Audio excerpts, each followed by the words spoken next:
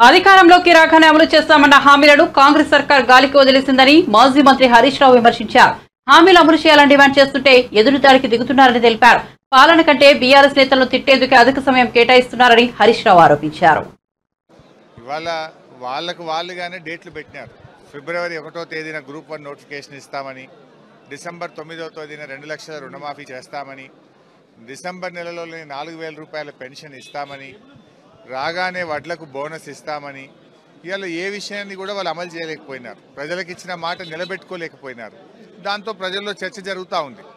Congress party 100 రోజుల్లో చేస్తామన్నవి కొన్ని అయితే, కొన్నిటికైతే ప్రత్యేకంగా డేట్లే పెట్టినారు. డిసెంబర్ నుంచే చేస్తాము అని స్పెసిఫిక్గా డేట్లు పెట్టినారు కనుక అక్కడ ఈరోజు ప్రజల్లో చర్చ జరుగుతూ ఉంది.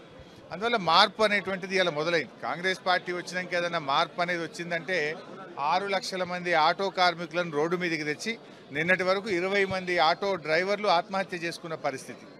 ఇలా మార్పు అంటే రైతాంగానికి తెలంగాణ పల్లెల్లో 24 గంటల కరెంటు కాదు, కేవలం 14-15 గంటల కరెంటే వస్తూ ఉంది.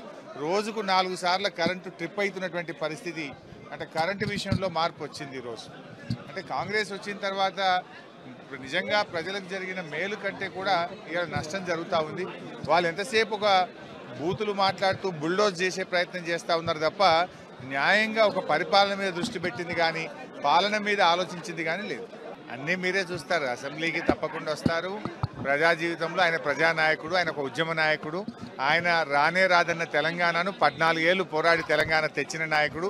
ఈ తెలంగాణ సంక్షేమం కోసం, తెలంగాణ అభివృద్ధి కోసం, తెలంగాణ ప్రజల కోసం ఆయన అన్ని రకాల